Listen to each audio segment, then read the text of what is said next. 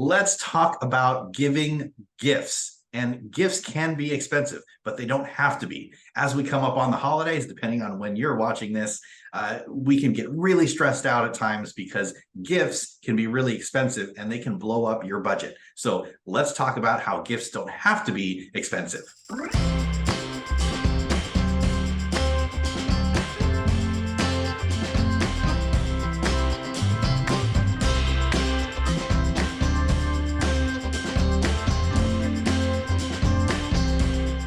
It is that season. It's that time of the year where gifts are being given. And it is some of the most fun that you can have. Giving as a whole, it doesn't have to be gift. It can be time. It could be your skills, right? It could be a hug. It could be a thank you. All of these ideas are gifts. So what we want to address today is that they don't have to be expensive. So for you, Jason, what is something that you have done in your life that has not been an expensive gift?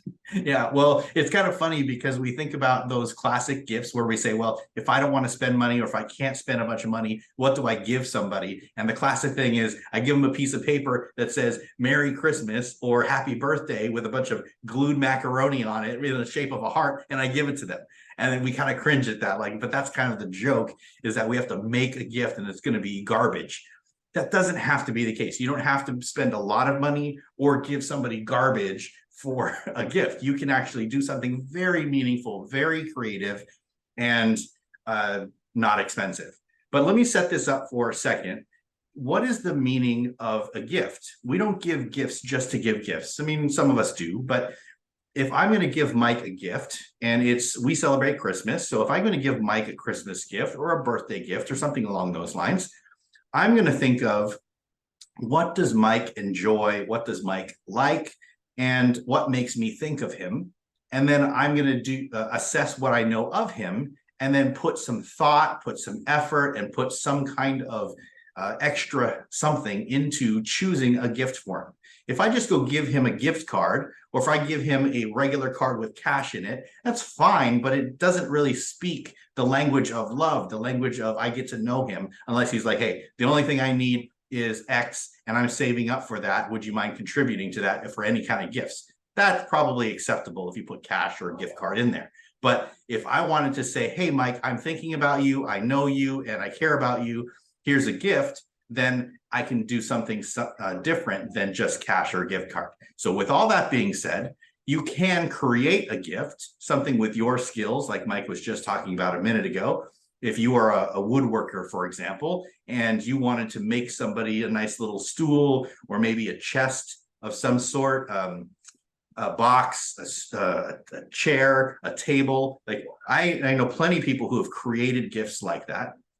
And those are fantastic. Now, they take a lot of time and a lot of effort, but that speaks volumes. And you don't have to spend a ton of money on the material.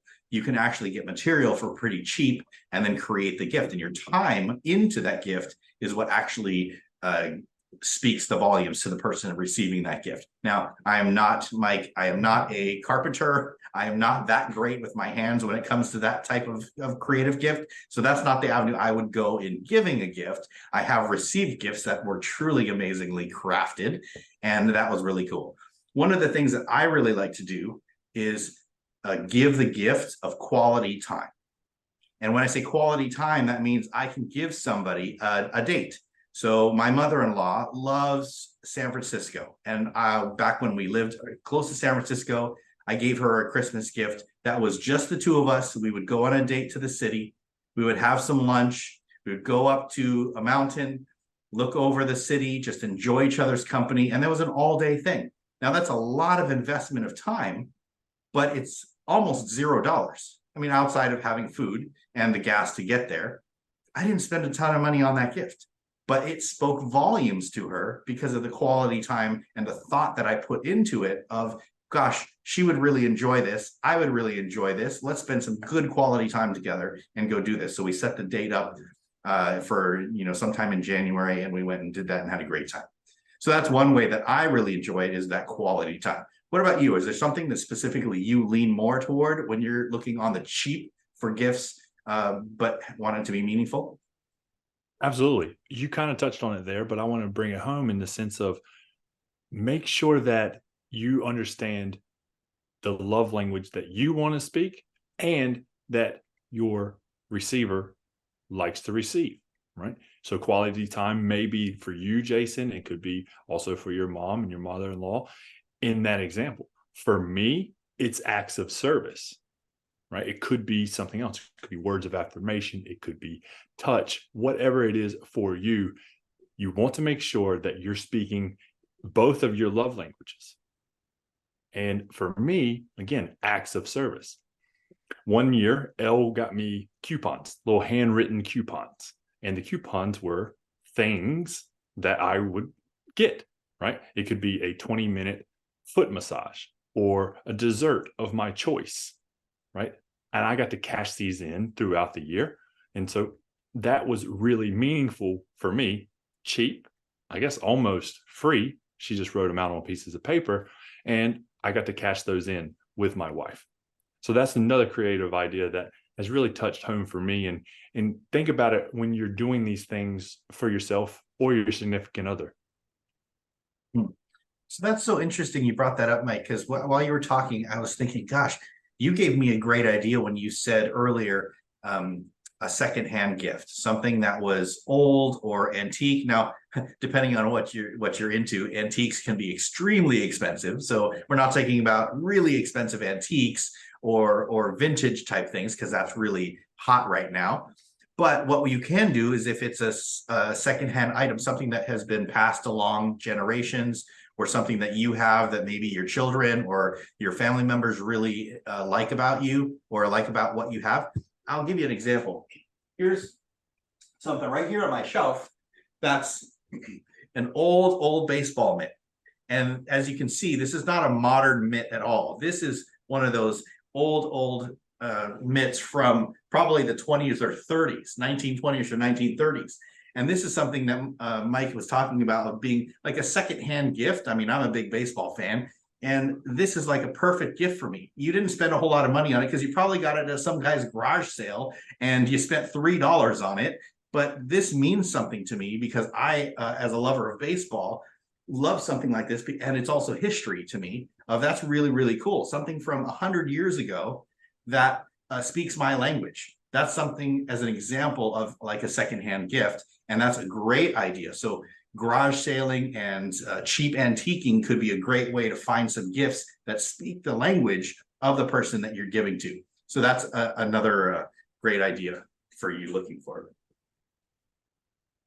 Yeah, beautiful. Thank you for sharing that. And that is meaningful because you have that on your shelf and it's displayed. It meant a lot to you. If someone would have given it to me, I would have probably given it back to the op shop.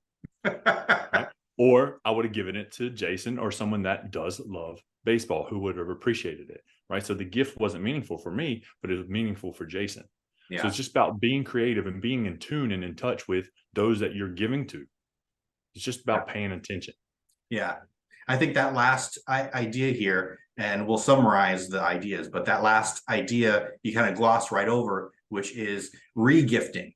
Now, some people don't like this. It's kind of rude if you just take a gift that somebody gave you that did put some time into it, and then you just said, I don't like it, I'm going to give it to so-and-so over here. That's not what we're talking about. That's just rude. But what we're talking about when you say re-gifting a gift, which is somebody gave me something that was meaningful. I got my use out of it. I enjoyed it. I did all those things. But now that I'm older, or now that I'm in a different phase of life, or whatever that might be, if it's appropriate, I can say, you know what? So-and-so can really use and enjoy and love this gift. That's what I'm going to re-gift that gift to me. And I didn't have to spend any money on it because somebody gave me as a gift. As long as you think and know that it's going to be okay, that somebody's not going to be offended that if you give a gift, you don't probably have to check in with them and ask them, hey, is it okay if I give this gift? Sometimes you will, but for the most part, if you've had it for a long time, you can re-gift something to somebody if it's meaningful and thoughtful. It's not just I don't like this, so I'm going to give it away. That's not honoring the heart space of the gift giver originally. So Mike, let's summarize the few ideas that we just gave people through here and then wrap this up. And hopefully people can be saving a lot of money when it comes to gift giving. That's right. what we've been talking about. Gifts do not have to be expensive, and they can be a lot of fun. I do believe giving is the secret to life, right? The secret to living is giving. And that doesn't have to always mean expensive gifts or monetary. It can be that quality time. So know your love language for yourself, for the others, and just get creative. Yeah, that's fantastic. All right. So re-gifting is an idea. Secondhand gifts is an idea. Quality time is an idea. Making or a crafty type gifts is another idea. Acts of service is an idea. And Mike brought up that coupons idea of writing out or making some kind of cool looking coupon book that they can redeem for things that aren't very expensive. So those are your ideas that you can use to save money on gifts.